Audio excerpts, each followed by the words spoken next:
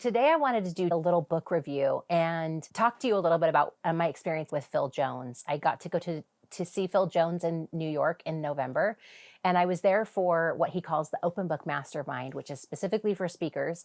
And it was one day of incredible information, probably one of my top 5 best speaker trainings I have ever been to.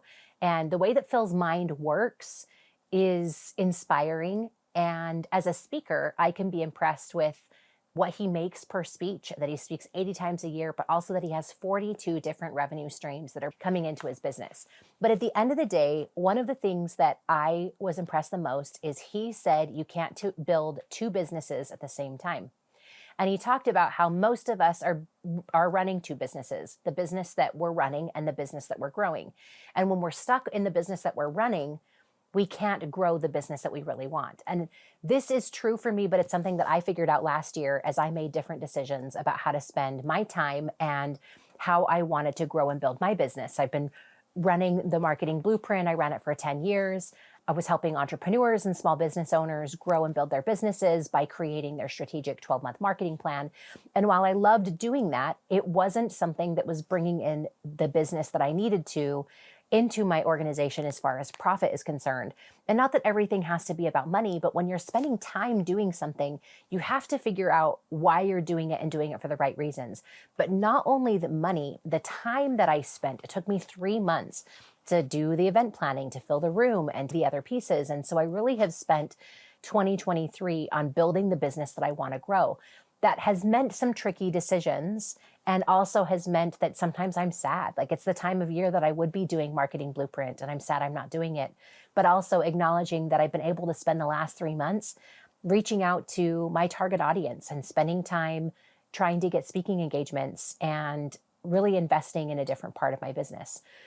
But the reason why I bring that up is because Phil has been a master at understanding that his brand is one thing. It's the exactly what to say brand. And I was first introduced to his book a long time ago.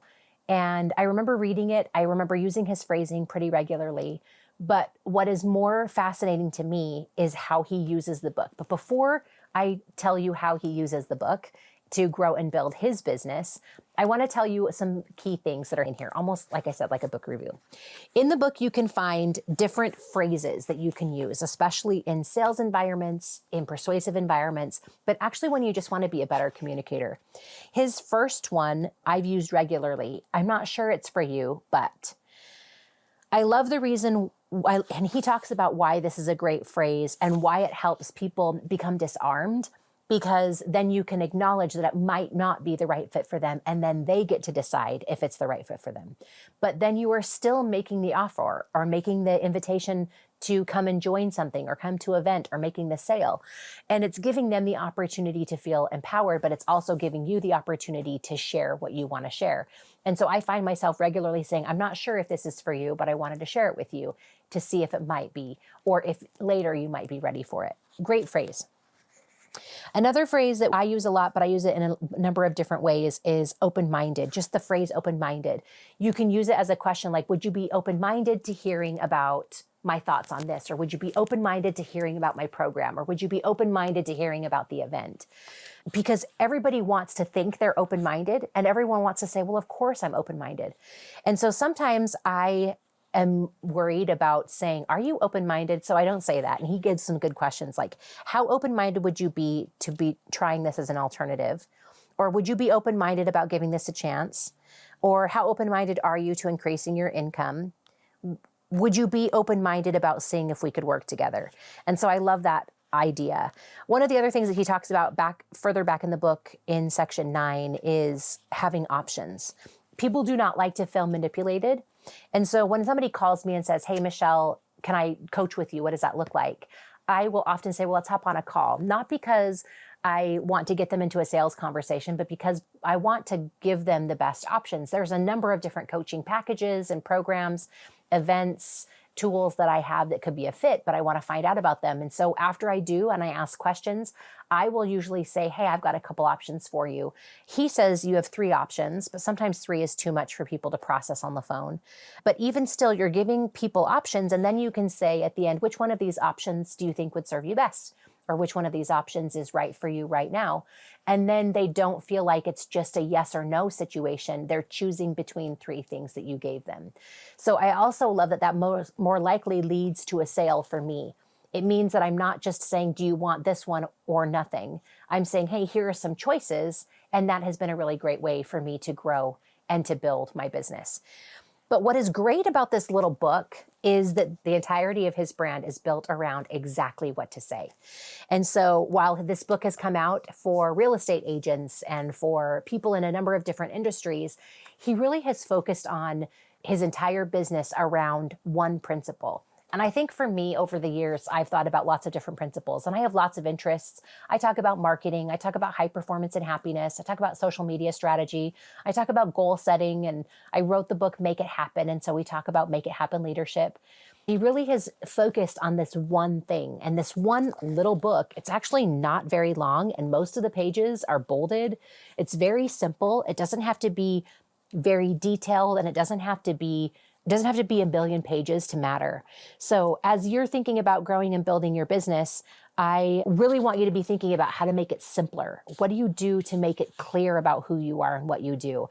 And how can you take one simple concept and turn it into 42 different revenue streams? Now, I want to close with this one last thought. In his book, section 19 says, if I can, will you? And I love this back and forth conversation because it also shows that you can do your part and other people can do theirs. So he uses examples like, if I can pick you up and drop you off at home, will you be able to be ready at 7 p.m.? This can be a conversation that you could have with your teenagers. And so I use this one a lot. If I do this, can you do that? And again, it's not a manipulation, but I will just say, hey, if I can pick you up and drop you off, can you make sure that you get this done before we go? Or if I'm going to move this, will you do that? And so I think there's a good way to create some win-win. You can do this in business conversations as well. Like if I can price match that for you, or if I can find the right package for you, would you be willing to consider? So it just opens up the conversation for people to see that you're willing to put some skin in the game as well. So if you haven't seen the book, Exactly What to Say, I highly recommend it. And I'm going to encourage you to either check it out from the library or buy yourself a copy.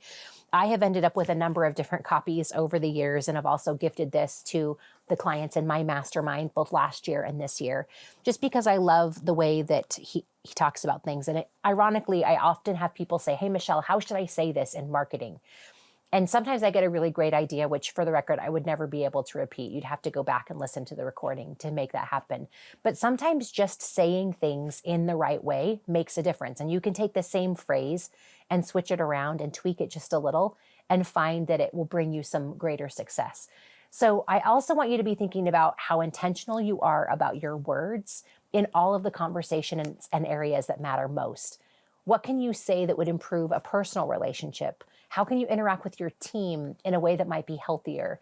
How can you use phrasing that might help them feel like it's a win-win situation rather than just being that they're just being manipulated into doing what you need them to do? And so as you think about your different relationships, how can you show up confidently in your communication to build that relationship, but changes just from a conversation to a connection? I encourage you to look at this, look at other resources. I know there's a lot of other communication books out there. I'd love to see how you are forming your connections in the way that's right for you and the way that helps you feel more connected to the people around you. And I wish you the best. Please leave your comments and thoughts, and we'll see you on our next video.